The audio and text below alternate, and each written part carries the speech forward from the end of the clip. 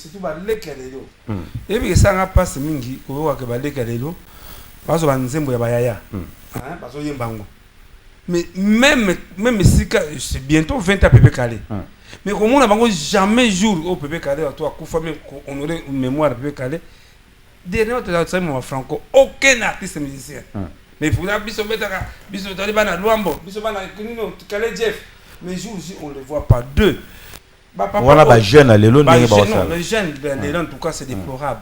Ils ont prendre ça dans le sens il y a compassion pour c'est que besoin de kolaka lelo échanger ça veut échanger ma casse ko ba mi kusto na mbongo mais non lelo to que besoin faire fali capable gas banani ba lek bana mbongo to ki maraté ils ont l'argent kaya papa Brazos tout le monde a peut-être soumis c'est mon père qui a dit papa on a qui côté l'hôpital et ce fois je peux passer à la télévision pour annoncer l'information dernièrement chose que Kofi Olomide à Kenya Zambie à Kessa Labadon on en a bien na Zambie fallait payer à Saliango mais ngana sur la télévision on voit que vieux Brazos est souffrant vieux Brazos a ndaku et c'est vraiment que ba artiste bisomoko toujours en charge tu dis que papa dans l'hôpital mais curieusement alors tout parce que c'est important André Njeka toujours d'abord papa Brazos mais ouais ça na petit Pierre là non OK parce que na bisayo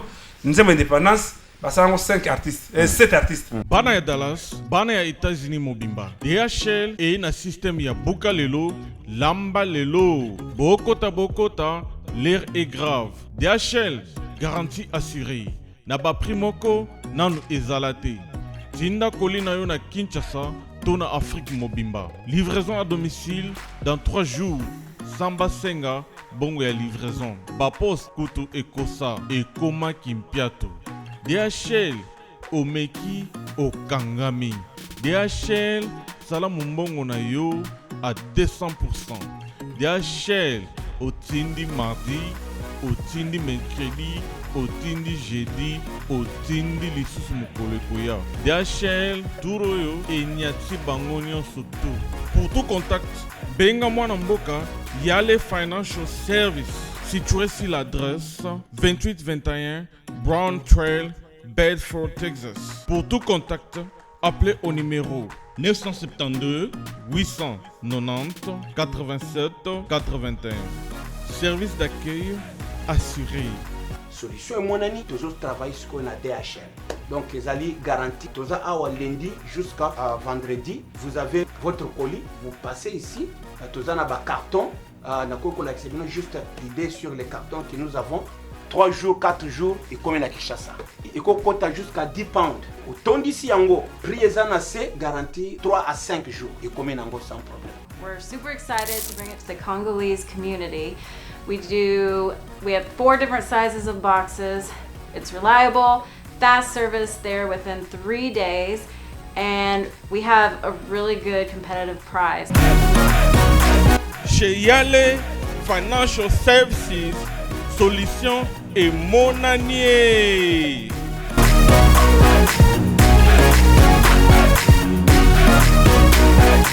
Igela coiffe ikote papa na Kerwan éternel kenaya Kanda taba ikote sensi Nganda taba Fenenene Nganda taba chez Hugues la coiffe ikote papa na Kerwan éternel kenaya Au 174 avenue Aristide Briand, 93 320, les pavillons sous bois. À la petite porte à gauche, association Hugues Ikoté.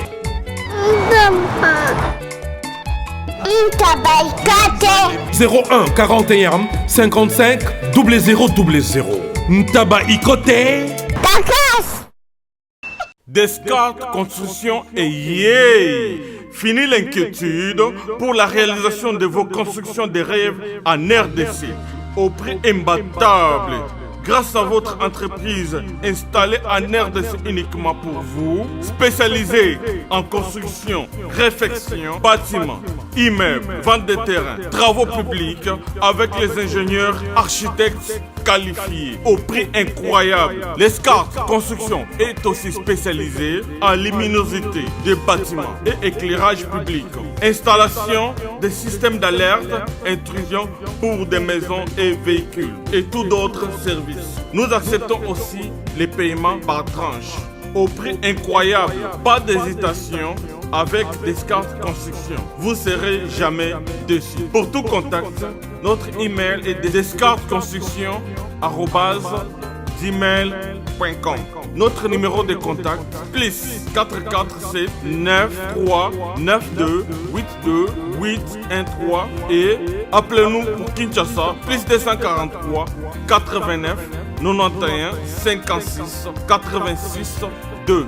Descartes Construction à Tozana Mbongo Moké, opération Tongana RDC. L'agence d'export et d'import Michel Atlantic Shipping et bana ya Canada, bana ya USA, bomitungisa lisusu te. Pour tous vos achats et ventes de voitures, pièces de rechange et les accessoires possibles. Na koti na ba koli na bino na Kinshasa, bomitungisa penza te. Please, bakoya koza koli tina ndako. Pour tout contact, benga Michel Lukadi. Plus 1 508 371 60 43 USA na Canada. Pour la Kinshasa, benga na plus 243 89 551 30 38. Michelo Atlantic Shipping. Yaboye, Bazuapi. Bon dimanche à tous, merci de nous renouveler votre confiance ce dimanche dans le cadre de votre magazine socio-culturel, c'est dire Sensation 7, là où nous vous donnons l'opportunité de découvrir des artistes qui évoluent à l'intérieur tout comme à l'extérieur du pays. Selon les informations à notre possession, vous devez savoir qu'Hérédi à Michel Baïlo Kanto est au Congo central pour une série de concerts. Déjà à cet après-midi, l'artiste va livrer un concert chez Mandjekou. Jimem Pianadi Salvatore de la Patrie invite tous ses fans cet après-midi au cercle Mayalos à Mongafula. Entre-temps, Félix Oazegwa, Monstre d'amour, est toujours au studio pour la finition de son album Boza Mabe. D'autres informations, vous les aurez tout au long de cette émission. Je tiens à vous signaler qu'on aura sur ce plateau des moments ou l'autre Chaka Congo, président de l'artiste en danger, n'est-ce pas? Je tiens d'abord à remercier la grande équipe qui nous accompagne. Je vois directement André Njeka. On a Télé Kema Fumbe qui assure du côté de la technique. Il faut dire qu'il est tout fourré au moulin. André Njeka, merci beaucoup pour votre présence. Alors, Chaka Congo, bonjour et bon dimanche. Bonjour, bonjour. Obi Mbele, Chaka Congo. Ah, papa. Il passe la mona parce que mon équipe a remis ça. Vous allez parmi les accompagnants parce que les gens souvent maîtrisent que des mal, cas de négativité, mais même réalité, mais en réalité même de toute façon, ce qu'on a appelé ce Mokumba Ndimango. Appelé ce Mokumba Ndimango, alors Chaka Congo Lelo, osa moto à présenter parce que ça a la fierté à Masolo et Belé. D'abord Lelo, l'artiste et Belé, bah pas problème. Est-ce que vous continuez à défendre Banga Ndongo Mesana Osala? Oui, souvent le Cameroun a artiste, c'est un monde à part. Si vous êtes en danger, tout le monde pas en danger, tout le monde en danger. Les coins sont en danger. Les musiciens, ça dit monde moko impossible, monde moko artiste. Incratitude des amakasi. Non, non, non, c'est un monde. Quand on va voir, tant on a un problème, tant on qu'il n'y a pas de solution, ne peut pas le faire. Nous sommes quand ça en danger, ça il y a des silanga, mais ça engagé. Parce que nous sommes des artistes. Artiste Nyosoto. Normalement, il fallait même temps sous. Tu peux avoir 1000 francs. L'autre jour, je crois que le président est-ce que l'artiste on a au bout de la caba et d'akayo. Tu as besoin d'un succès, tu as besoin d'un bon et d'akayo. Ah, de côté. Vraiment, c'est déplorable que tu moi les lots que à sans danger, n'a na visibilité au niveau la presse. Mais chez les artistes normalement, parce qu'un artiste c'est quoi? Et c'est qui vraiment? Un artiste a la tout ça va scénario, bah tout le spectacle, et puis entrer dans ce qu'on a. Faut pas que non, Chaka Congo souci n'est pas nini. Ils ont pas n'a souci n'est pas artiste, bah c'est un artiste était, à ça il va doit nailler, Parce que c'est là où les bas blessent. Parce que c'est bélo. Donc ça, parmi pays à côté, il y a une idée à cause de l'association d'un artiste en danger. Mais oui, parmi il y a une mutabilité. Mais si tout le monde est là, ils sont engagés en Gamoko. Bon, mon mingi tout le mingité. C'est un problème sérieux. Parce que l'administration a succès, il y a des choses différentes. Ok. Ils comprennent. Nous sommes voilà succès na ya asana c'est. Oh, et le monsieur comme ça, biso ngolo mon artiste a un succès makasi, mais à la fin des comptes, ba mo sengele cotisation, yimta ça qui succès à l'époque. Oui, c'est là que tamusu ba kate ba ya ba soubassement. Na va prendre le mot botam sur ce choqué bateau, et puis sonner ka sonner ka la kate. C'est fait machin Mobutu. Ouais. Mobutu za salaka mutu parmi bateau zo de kanisa ça sonner ka asombaka ndako.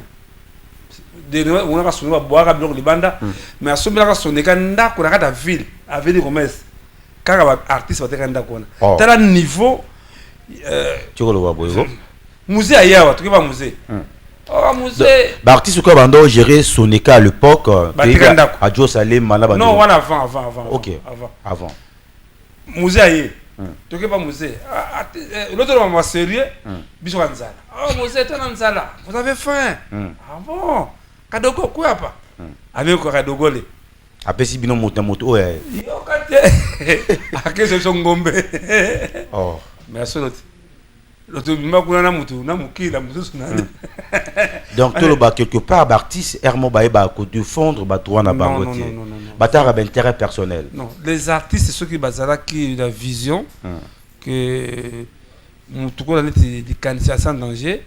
Il fallait c'est eux qui devaient protéger ça. Parce que quand c'est la seule association, vous avez 24 heures, n'a pas de cas d'artistes. Même au afin d'Anchili, Kimbanchek, Ombin, c'est le quoi. Il faut na comme ça. Chara Congolo, moi, yo guano ya makasi webi.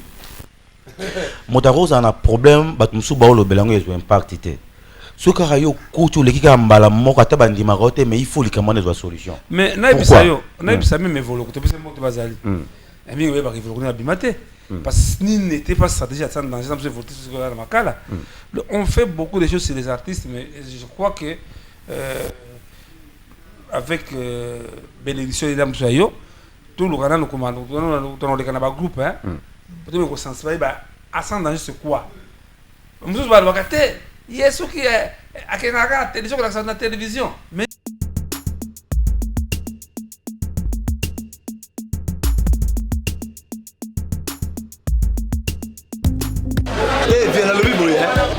mwana changu mwana njili oyebi yango bien que JB service eza agence ya mwana njili mwana changu mais ozo sazade otina ba colis na ba chance moko boye banoti la colis mona 2004 il est là 2019 colis mo yate oyebi que ça la même passe agence eza moko on a déjà mon njili na Sainte-Thérèse JB service ngamo na confirmer ngo po tini diko li 10 ans c'est commis et puis les gens les commenter mbala moko papa ni les a coulé ici donc c'est aussi magasin JB service et ça kaka on est ça mais ça ce soir uzanga kuibe jadi woye mbimba JB service soko kena Brazzaville et ça la carte ya Brazza bona batu bakamata biloko na bango na Brazzaville précisément et ça à côté ya aéroport ya Maya derrière mo kuza wana ya football odinte maman odinte ayenzi la moko na biloko maman dit oui na yenzi la mona biloko to koma elobi to za a pona vino to sa musala pona vino anja munderite ngele mutu mwindo azali congolais lokula yo na ngai azali mutu mwindu me makila mundele José Bayila yango moni JB service mikolo ibatu bazo lubaka leka papa Fouadéleo Mumida Hugues la coiffe Ikote. Et enfin je suis arrivé salon Hugues la coiffe Ikote. Non seulement c'est un salon de coiffure, mais aussi une machine de transformation des hommes et femmes. Regardez-moi comment je suis. Vilain. Mais attendez, 2 minutes. Bogart. Vous allez voir.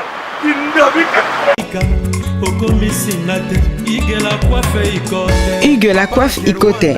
Votre salon de coiffure mixte afro-européen situé sur la Nationale 3 au 174 avenue Aristide Briand, les pavillons sous bois.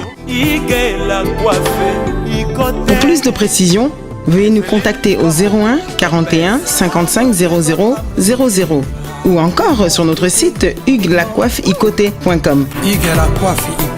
Nous sommes ouverts tous les jours de 8h à 20h, même les jours fériés. Hugues la coiffe Icoté, l'homme qui coiffe la ville. Hugues la coiffe Icoté, le salon de coiffure mixte afro-européenne de proximité. Au 174 avenue Aristide Briand, les pavillons sous bois sur la Nationale 3. Un seul numéro, 01 41 55 00 00. La beauté de votre chevelure chez votre frère. Hugues la coiffe Icoté, même père, même mère. Chikicha, chikicha, cha cha. La beauté peut tout changer. Salon Hugues la coiffe Icoté. Quelle beauté! Sexy pour les femmes, dindindi pour les hommes. Non, à sans danger, il y a les bits principal, c'est qu'on défend tous les cas malheureux. Et quoi, tout ça, quand il y a ni les défenseurs. Si nous pas sans d'attendre son garder ça kofanaye, mais t'as des trucs garder des mots. Artiste ça na vie moko. Les lois sont à Londres, ça très bien bien gardé ce péché bamboté. Voilà. Alors artiste ça carrément de santé il y a bon maté, faut bailler bac même de la forêt dans la salle accident. Ah ouais, la salle accident c'est bandundu. Mon ça chose qui ouais, rappelle ça qui en danger ou intervenir. Mais non, en tout cas Monique ouais même mais ça mingi parmi bateau pas un respect. Même tant en salle concerne il y a remission na quand tête ngona. Les messages que c'est ça qui manque aux artistes congolais qu'on dit mamutu. Ils ont discuté, ils ont chanté tout théâtre, mais ils ont dit administration. Mais avant que tu aies dit qu'il y a Papa Brazos, ou hasard parmi les Bassa qui disent qu'il y a indépendance, tout le monde a dit dernièrement à rançon. Mais après tout le monde est silence. Il y a besoin qu'il y ait un rançon, le roi de la forêt. Vraiment que c'est déplorable, ce parti c'est vraiment débat sur tout Tongamoko au Togo Yokanarate. Oui, la chose de Simoko, kaka c'est avec on est à ce moment idéal c'est sans danger que Monico ouais attends 2 zonga hein a dit babali parmi batumoko bazana top baza bakota bandako baba ils vont nous autoriser facilement. OK. Là c'est un souci comme ça là une association même on va continuer CACO c'est des collectifs des artistes congolais. To banda qui va réunir toke musika to ça ba programme ya réunion ba nini tout ta on voit que na États-Unis en mamona kaka bato ba batika na groupe wana le babaloki lisuwera. Oh babaloki luwera ke lo kwangwe simba te. Non bango ba kesala ba mususu ba c'est sur CAC. OK.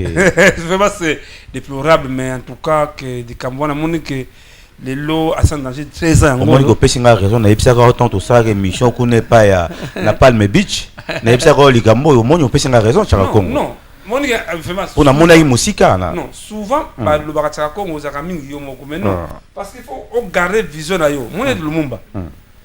Kasavubu. Ils prendre un leader il faut avoir le bousseau. Il y a una sana so ko to ça kaka ndenge zo kelera de bousseau c'est ngai moko na zo ko bunda likambona en tout cas vraiment. En tout cas, donc je tiens déjà à vous signaler qu'on aura sur ce plateau la grande équipe de Ferregola, Josie Desniance, notamment Ruth Ndele, Charlie Soulo, donc la grande équipe de Ferregola. Ils seront là avec nous donc sur ce plateau de Sensation 7. Mais avant tout, on va d'abord prendre les images de notre papa Brazos. Oui, justement, on a introduire parce que c'est tout les calés. Et puis ça n'a pas ce mingi, on voit que les calés. Parce que nzembo ya bayaya parce que yembango mais même si c'est bientôt 20 à PP Calais mais comme on a bango jamais jour au PP Calais toi kufa même honorer une mémoire PP Calais dernièrement tu as mon franco aucun artiste musicien mais pour la biso betaka biso tali bana Luambo biso bana Kunino Calais Jeff mais jour on le voit pas deux voilà ba jeune lelo ndenge ba ça les jeunes en tout cas c'est déplorable ils ont prendre parce que dans le sens il y a compassion pour c'est que besoin de colaka de l'eau échanger ça veut échanger ma casse quoi ba mi couche toi mbongo mais non les autres que deux onga faire fali capable gas banane ba lek bana mbongo tato qui m'a raté ils ont l'argent quand papa Brazos tout le monde a peut-être mission mon père qui a vu papa on a qui à l'hôpital et souvent je peux passer à la télévision pour annoncer l'information dernièrement chose que Kofi Olomide à qui na Zambie à qui ça là-bas donc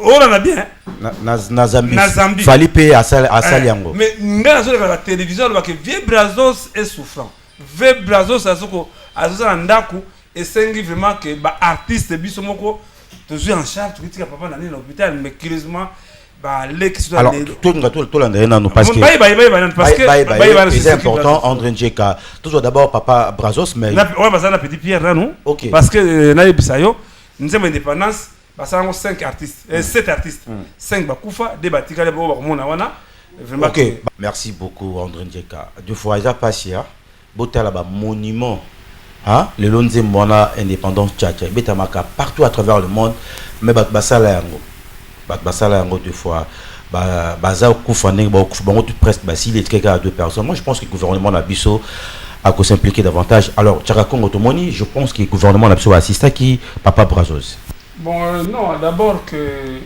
tous les relatés à toi c'est bon les bêta dans 17 pays africains OK parce que mon est on va voir indépendance vers les années 60 voilà maintenant papa Brazos ça dit kamoko et ça l'incident diplomatique ndenge ça na papa Lutumba Simaro c'est grâce à ça que nous avons un projet où on a dit Lutumba Simaro qui a guitare et pas chef d'État.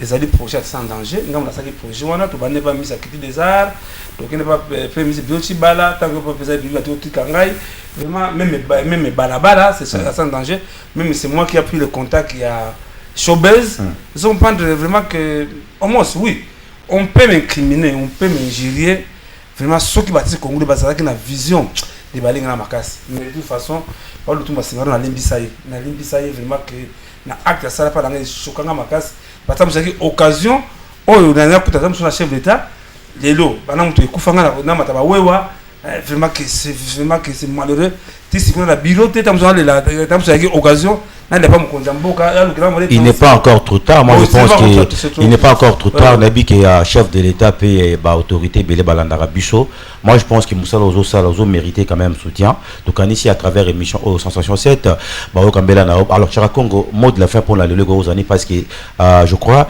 mission basé belé balanda problème prochainement peut-être aux zones de la image oui pas moni aza oui aza senga no to kabwanango voilà to kabwanango déjà parce que moi ben invité basé belé tout ça non il faut les bas surtout ba leki ba ndeko so artiste ba mona ka ba image aboye et je crois ça ka projet mo susu mo ba iba ngai oyo ba décorer tous les artistes pas du peuple ngam na zo mi ba artiste na recherche roulante na pas du peuple des femmes à mon livre ils ont pas no moni que et puis que ça donc yo bandaka nasuk bayibi nasuka batio mopanzi moi de toute façon bon ne robi kina de matin quand musée yaki mtalibisa kutundaka wendo il y aura un chef à côté de yako nous là Tchaka Congo mais tout papa Mwango Brazos tu remercie déjà ministre à quitter des arts vraiment que vraiment na ba image que c'est déplorable que la fin malheureuse des artistes congolais toujours dans les malheurs quand malgré ce qui se passe à Ranango je crois que c'est un premier sous-bassement il y a pas de sous-bassement et souci dans la mingi c'est d'avoir une méthode de santé pour les artistes vraiment alors numéro à contact dans les années Tchaka Congo là bateau balanda peut-être bon ça appelle la pause à contact c'est 0243 81 657 0958 ou 0243 992 30 43 40 na kosenga na ba artiste nzembo wana bobeta wana ba concert na bino na bata bonne foi papa fa na wombo 10 na bandal bisengo je crois wombo 12 wombo 12 d'ailleurs et baniso komika na wombo wana donc à le boc d'état la papa na senga na ba artiste tout ça na compassion c'est demande quoi un moyen que des une de que chaque ko sekate ah viens ngoni le bon baraté c'est vraiment la remercier quand même pour donc c'est ça et plaisir comme on a tête ça fait malade en Inde on a une information que papa nous allons c'est lui qui a 6000 intérim atina déjà goût sur le retard banda papa bedata c'est mon côté je pense que tu Roland de la dossier Bisomoro déjà dimanche prochain tokozawa n'est pas papa Brazos tokozoba image ninga komisiko tokozawa na banda na wombo parce que ça à quartier c'est aza moto à sali trop aza monument. Moi je pense qu'il faut honorer un monument dans tout temps bah nous vivons au lieu qui monte à Koufi boyo somba cercueil boyo mais au moins wana bah c'est la commission il y a des obsèques mais je nous bah c'est la commission il y a Kobi qui s'en de sauver un artiste car ce boki pour les choses dans donner $100,000 wana va ça va sauver artiste en azana dans danger en tout cas voilà to mettre là c'était merci beaucoup Charako bolingo ya nzambe auti likolo akitia wana se bolingo ya nzambe alati nzoto lokola se moto bolingo ya nzambe amatine kulusu afuti nyongo nanga yango dans ma vie je ne compte pas plus pour la victoire mais je suis victorieux. Il y a 2000 ans à la croix, Christ s'écria, tout est accompli.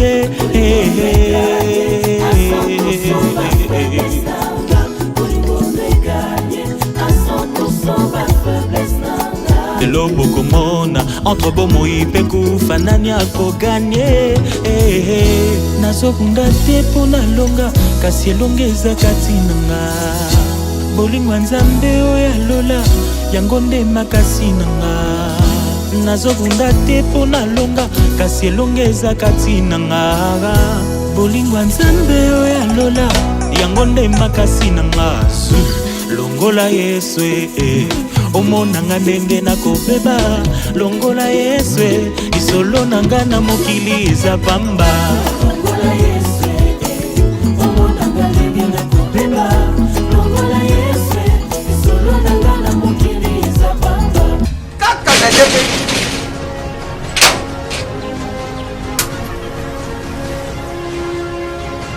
ce pays ici c'est la Dacia ce pays c'est ma femme Louis ils en ont Mengaït. Ils ont GPS. 10 ans de service. 10 ans de service. Numéro 1, na makambo kotinda biloko uta Londres pe Kisasa. Tango na yuka kiri soyule GPS. Malamako. Na Kisasa adresse na biso ezali moko na Lopoli 73. Pas de place tozali. Facile na Londres kuna. Ezali kaka na esika stade ya Tottenham ezalaka ndinga ndinga. GPS numéro 1 ya French Congolais na Londres.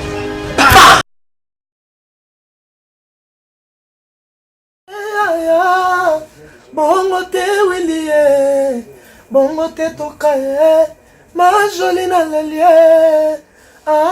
Willie etoka, na sengi pardon, kosala bongo te. Bana Congo, bandeko na ngai tout. Je vous demande de vous abonner au Somba Décodeur Wana. Mbambo pona kotala babiloko tout ya mboka pour vous alla informer à l'heure.